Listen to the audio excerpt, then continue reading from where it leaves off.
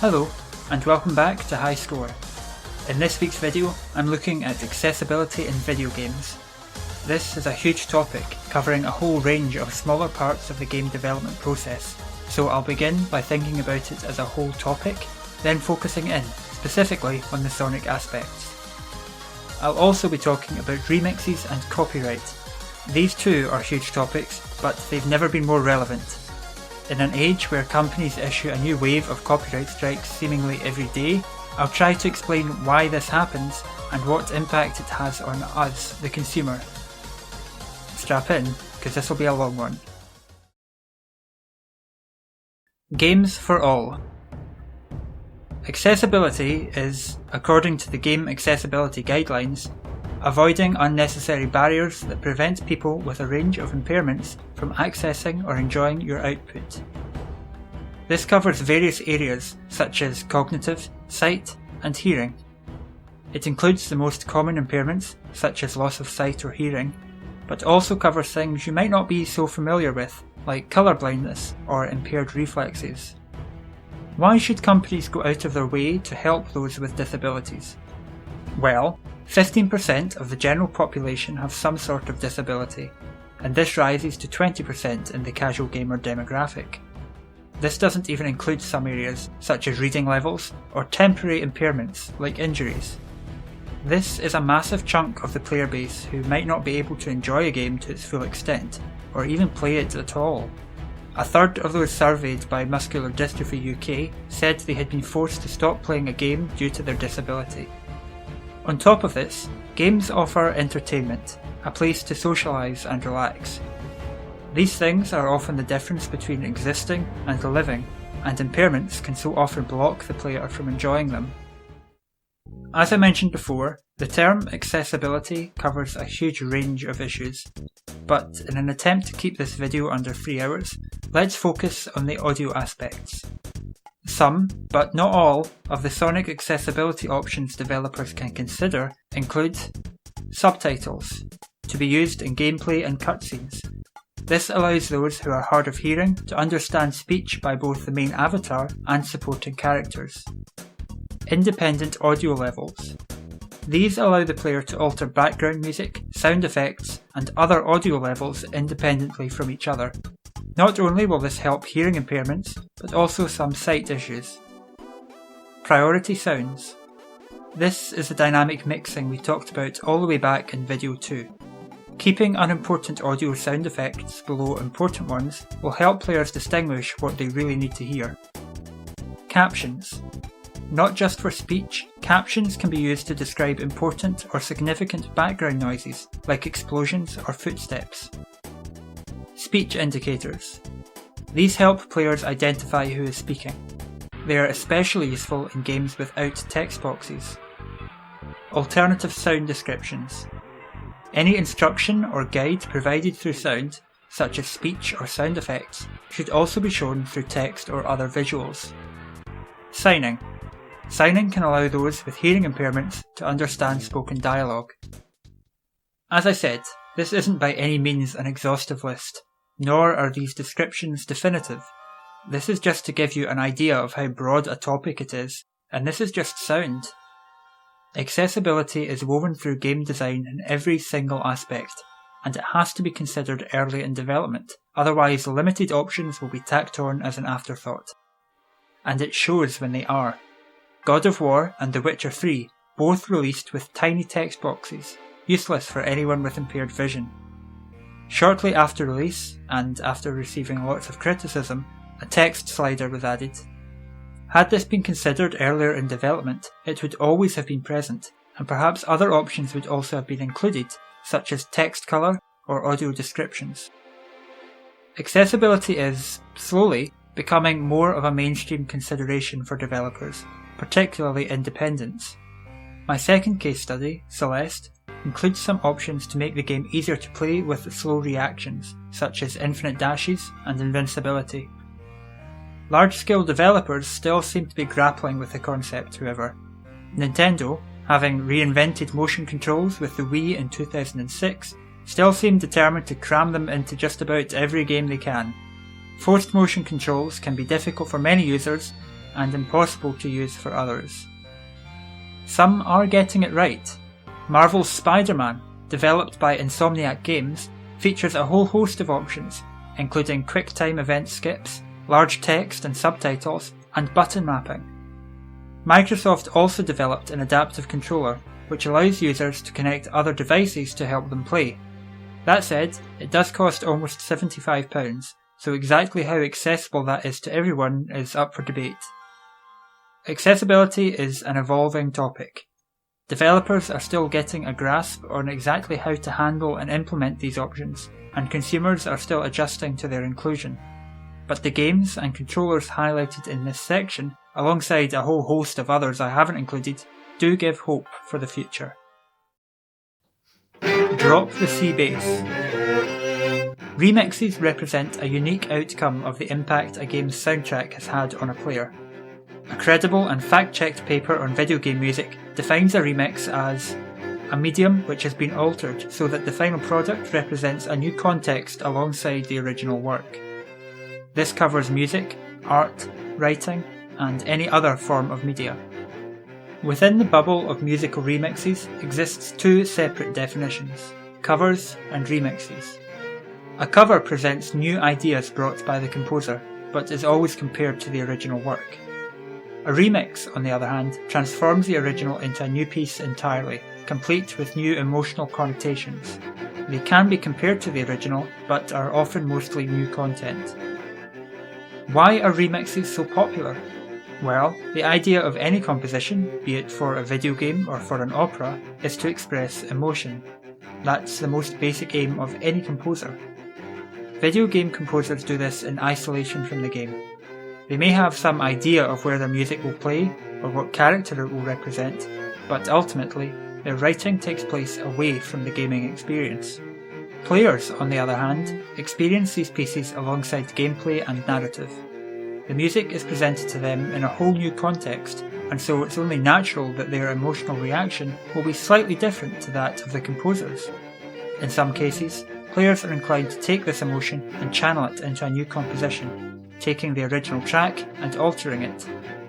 Not only does this act as an emotional outlet for players, but it also allows them to combine their own experiences with authentic game experiences.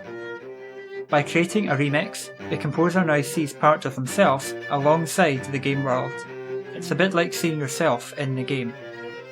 In creating and sharing remixes, composers are also sharing an experience, just as the composer of the original piece was. Everyone takes something different away from listening to music, and video game soundtracks are no different. The remix culture isn't only for fans. Some companies use social media to share and boost fans' work. Others create their own, taking original pieces from their soundtracks and using remixes in bonus or additional levels. Celeste does this for its B-sides, and the mobile title Bloons Tower Defense 6 has begun adding remixes of its original tracks for special events.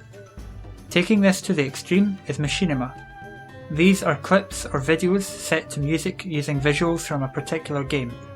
The catch is that it captures footage straight from gameplay. This means that anything developers create, players can replicate, as opposed to being made using dev kits or exclusive tools. Machinima resonates strongly with players because it feels, and is, achievable. Connecting with consumers in this way not only encourages fans to interact with the games more, but it also makes good business sense. A company which is seen to interact and encourage their followers will amass a loyal fan base. Loyalty pays off in the long run, as players return to purchase new games again and again. Why would anyone ever think the remix and machinima culture is a bad thing? Okay, let's talk copyright. Credit where it's not due. To understand why this is such a big issue amongst creators, we first have to understand what the issue is, and what it means to players, companies, and the law. Intellectual property, commonly referred to as an IP, is a creation of the human imagination. This could be a brand new character, a piece of music, an invention, and so on. Laws surrounding this term aim to give rights and securities to the original creator whilst also encouraging new and varied creations. The idea of intellectual property can first be seen all the way back in the Roman Empire, but the term and laws really began taking off in England in the 17th and 18th centuries. Because, of course, it was them. Copyright is just one branch of this legal tree and covers the right to copy creative works. This refers to things like photocopies of music or art. It's designed to protect the original content, but not necessarily the original idea. At the most basic level, if you want to use someone else's work, you have to get their permission. This applies to art, like commissions and memes. Writing, there are some really strict rules about quoting books within books. And, of course, music. There are exceptions to the rule. You'll have heard of fair use, which allows creators to use others' creations without permission, as long as they use them for some very specific purposes, such as criticism and review. If you'd like to learn more about how copyright works in the modern world, spoiler, not very well, then I direct you to this video by Tom Scott. It covers the topic particularly well for a simple summary video, using chapters to split different issues up. That said, the switching between narrators can be confusing at points. Review and criticism. Some sites have alternatives to copyright. YouTube uses a Content ID system to identify any possible breaches of copyright law and uses monetization to compensate the original creators. This is great, and it works 95% of the time. Of course, we only ever hear about that other 5%, when channels are struck down out of nowhere for seemingly no good reason. Spoiler 2, there's almost always a very good reason. The long and short of it is, while players continue to purchase copies of games and create content from this material, they are at risk of copyright, regardless of how many times they put "no copyright infringement intended" in their video descriptions. This is all the opposite of well and good, so how does copyright affect video game music and remixes? The good news is that transformation of original works is allowed under fair use, and so is free from copyright rules. The bad news? Who draws the line between altered and transformed? How remixed does a track have to be before it can be considered transformed? New instruments? Faster tempo? Completely unrecognisable? And once a piece has been transformed past the point of recognition, is it still a remix? As with everything else in the copyright world, there's no real definition here. No remix is entirely safe, and developers could easily take composers to court over their creations should they wish. The court might well decide in the remixer's favour, but is a small YouTube creator really going to be able to afford to take Microsoft to court, risking their livelihood and bank account? Unlikely. So where does this leave us? Following copyright law, the remix and cover community exists on a knife edge, at the mercy of big companies and developers. With a snap of their fingers, they could be turned to dust, taking all of their imagination and expression with them. And technically, it would all be perfectly legal and proper. But why? Why would big companies wipe out a corner of the internet that harbours so much expression and love for their materials? Think of it like this. A small artist posts an example of their work on Twitter. A large company, like Microsoft or Nintendo, takes this work and uses it in their own game. Perhaps they credit the artist somewhere, perhaps they don't, but they never legally obtain the rights to the material. Foul play, right? The developer has taken advantage of a small creator for little to nothing in return. They might shout exposure, but exposure doesn't pay the bills.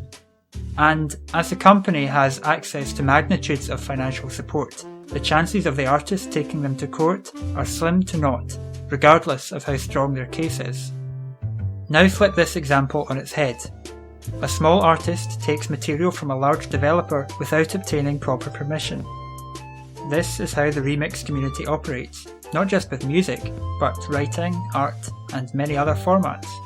No creator will have bought permission to use this property, once again because they likely wouldn't have the budget to do so. And sure, remixes garner attention and exposure to games. That's probably the main reason they've survived so long. But is exposure really going to make up for lost sales? For every one person who buys a game after seeing a Let's Play, there's probably 10 more who decide not to. Why should they? They've seen everything the game has to offer. As soon as remixes and fan content begin to outperform their use, they lose the developers' money, and that's not good.